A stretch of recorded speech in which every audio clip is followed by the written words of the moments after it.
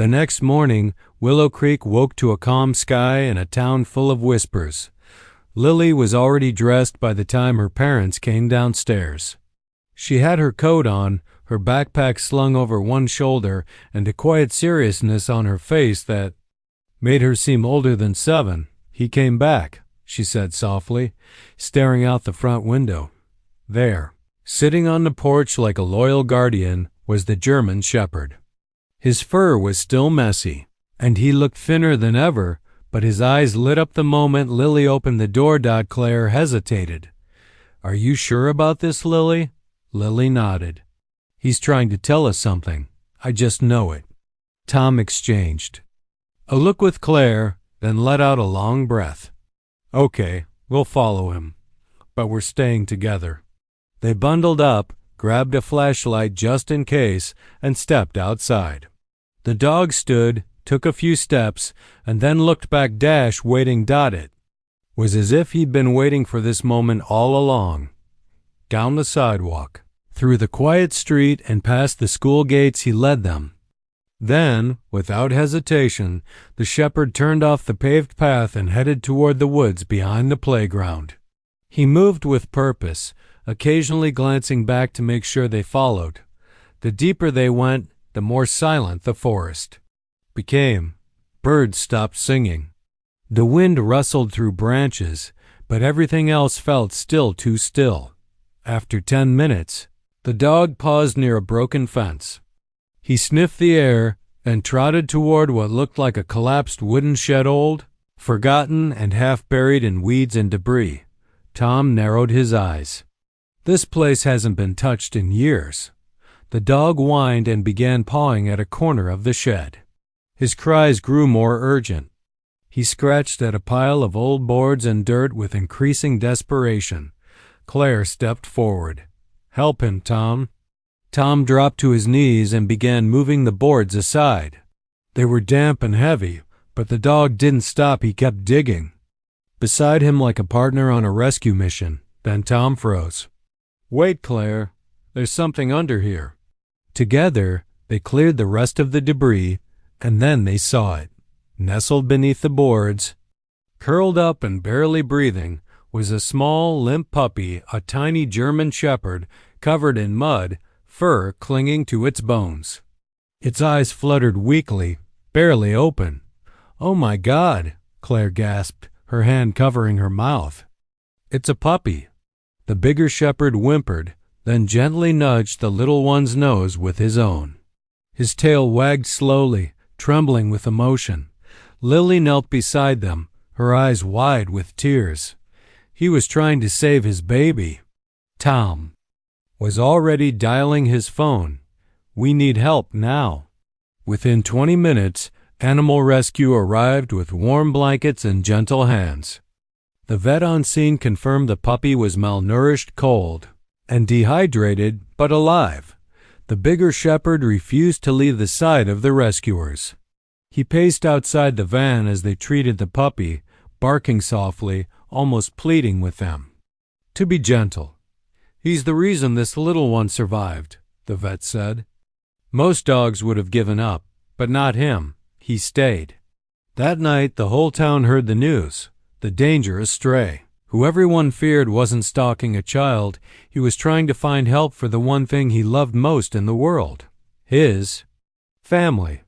And it had been a little girl's open heart that finally led him to be understood.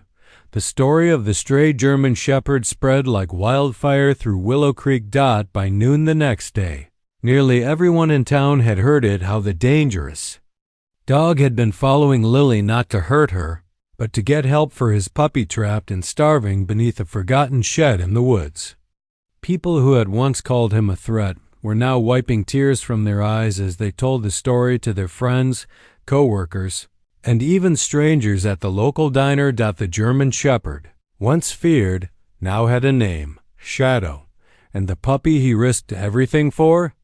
The rescuers named her Hope. At the animal shelter, Shadow refused to be separated from his pup.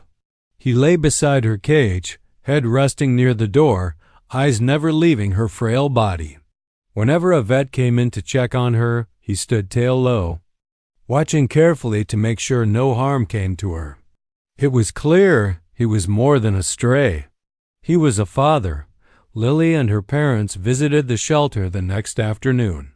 The moment Shadow saw Lily, he stood and wagged his tail, not wildly, but softly, like he knew everything had changed. "He remembers you," Claire said, smiling through tears.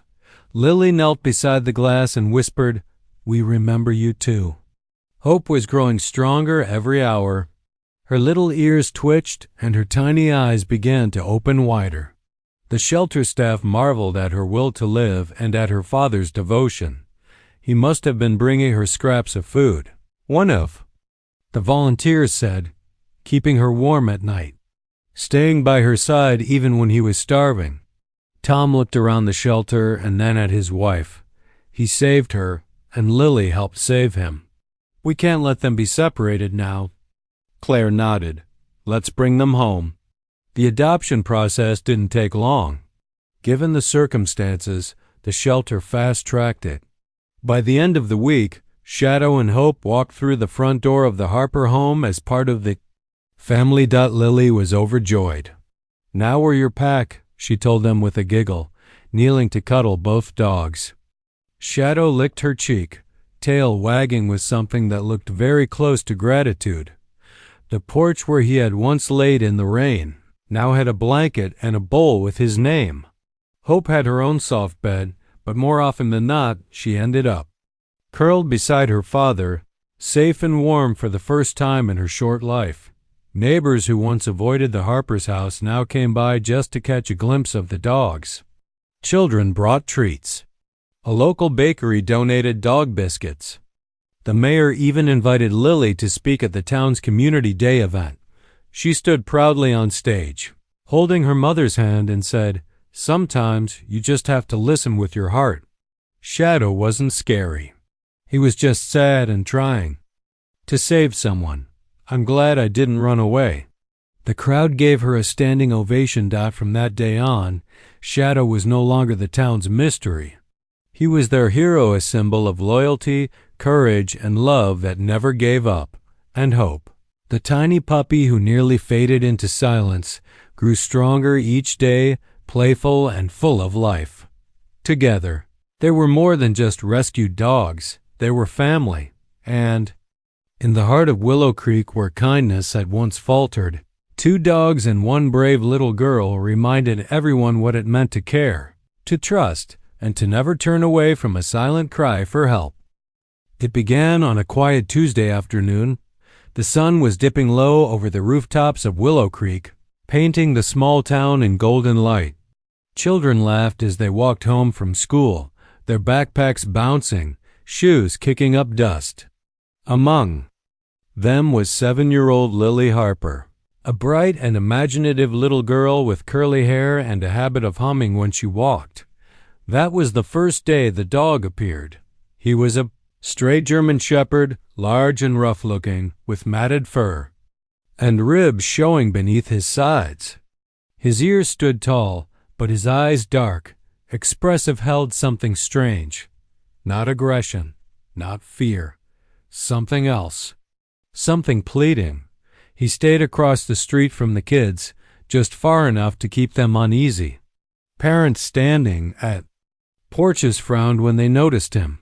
The local mailman muttered about calling animal control, but the dog didn't bark.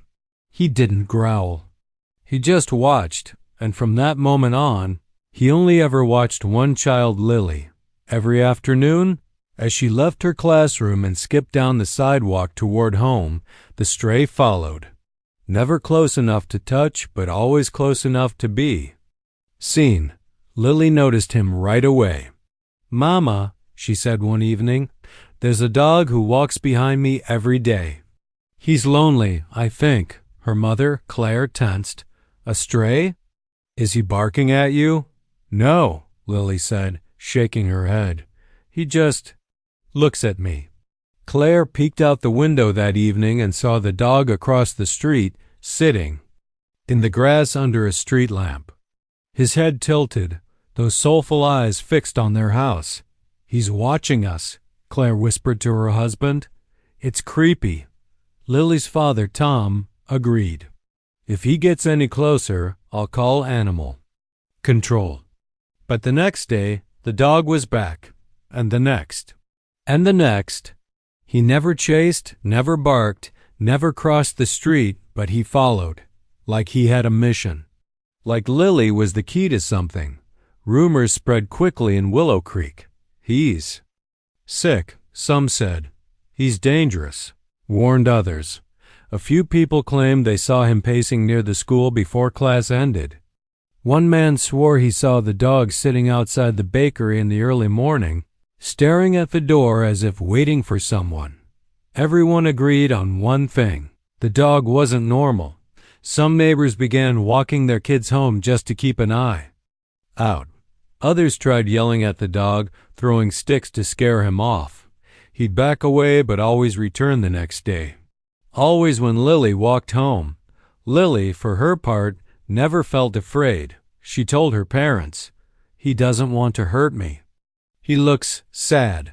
Claire tried to smile. "Sweetheart, dogs like that can be unpredictable." "He's not mean," Lily insisted. "He looks like he's trying to tell me something." Tom wasn't so sure. "Next time I see him, I'm chasing him off for good." But that night, when Tom opened the front door, the German Shepherd was already there lying on their porch, soaking wet from the rain, unmoving except for his eyes that slowly lifted toward him. No growl. No sound. Just eyes that said, "Please listen." The rain fell steadily that night, drumming gently on the roof. Inside the Harper home, Lily was already tucked into bed, her stuffed rabbit curled under one arm. Downstairs, Tom stood frozen in the vase doorway, staring at the soaking wet German Shepherd lying on the porch. The dog didn't move. He didn't flinch. He just stared, not with menace, but with something deeper. A desperate kind of patience. Tom stepped forward slowly. The dog didn't react even as the rain drenched him completely. Claire came to the door behind her husband, gasping softly when she saw the animal curled up like a statue in front of their home. "Tom." "He followed her all the way here," she whispered. "He's not leaving, is he?" Tom shook his head. "I don't think he can." They left a bowl of water and an old towel by the door, then closed it for the night. But through the peephole, they saw him stay motionless in the storm, guarding something no one yet understood. The next morning, Lily rushed to the door before her parents could stop her.